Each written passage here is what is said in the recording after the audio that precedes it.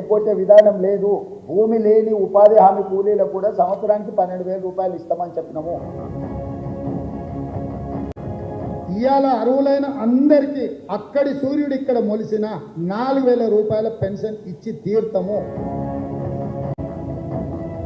ప్రతి ఇంటికి ప్రతి కాంగ్రెస్ కార్యకర్త వచ్చి ఈ కార్డు ఇస్తాడు. దయచేసి నేను ప్రజలందరికీ విజ్ఞప్తి చేసేది ఏంటంటే ఈ కార్డు చాలా అత్యంత విలువైనది. గ్యారంటీ కార్డుని అత్యంత భద్రపరచుకోండి. 3 నెలలు జాగ్రత్తగా దీన్ని కాపాడుకోండి. మా ప్రభుత్వం రాగానే నేను ఈ గ్యారంటీ కార్డు తీసుకొని రాగానే అందరికీ 100 రోజుల్లో దీన్ని అమలు చేసేటువంటి కార్యక్రమం చేయబోతాం. ఆడబిడ్డలు దరఖాస్తు పెట్టుకుంటే తాళిగట్ట కంటే 2 రోజుల ముందే వాళ్ళకు 1,00,000 రూపాయలతో పాటు ఆడబిడ్డలకు తులం బంగారం ఇస్తే మోసం చేయడం అల్కగా అవుతుంది. నమ్మకం అనేది లేకుంటే మోసం అనేదే ఉండదు. నువ్వు ఎప్పుడైతే నమ్ముతావో నమ్మకాన్ని నీడలాగానే మోసము దాని ఎంబడే ఉంటుంది. ఆ నమ్మకం కలిగించడానికి ఎక్కువ ఎవరైనా ప్రయత్నం చేస్తే 1కి 2 సార్లు మనము కొంచెం జాగ్రత్తగా చూడాలి. రాష్ట్రంలో కాంగ్రెస్ పార్టీ ఎన్ని హామీలు ఇచ్చింది, ఏ రకంగా మోసం చేసింది, ముఖ్యంగా గ్యారంటీల పేరిట గారడీ చేసి ఎట్లా తెలంగాణ ప్రజల్ని వంచింది అని చెప్పడానికి వాళ్ళ మాటల్లోనే మీరు ఇప్పుడంతా కూడా చూశారు. కాంగ్రెస్ గ్యారంటీలు ఏవైతే ఇచ్చిందో ప్రజలు వేటిని నమ్మైతే మోసపోయి ఓట్లేసినారో ఆ విషయంలో మొత్తం తెలంగాణ రాష్ట్రంలో ప్రతి ఒక్కరిని చైతన్యపరచడానికి ఈరోజు బీఆర్ఎస్ పార్టీ తరఫున ఒక వినూత్నమైన నిరసనకు వినూత్నమైన ప్రచారానికి మేము శ్రీకారం చుడుతున్నాం.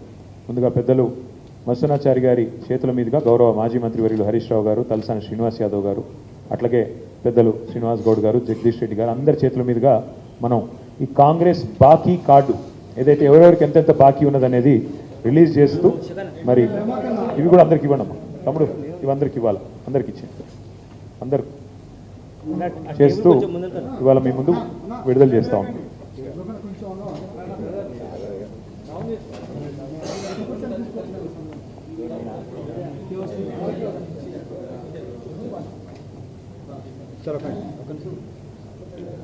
సిరణ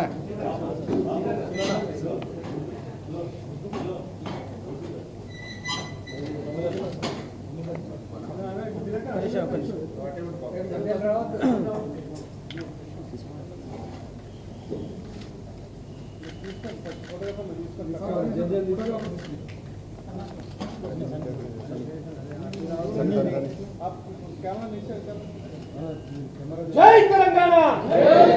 ఎండగడదాం కాంగ్రెస్ మోసాలను, ఎండగడదాం కాంగ్రెస్ మోసాలను.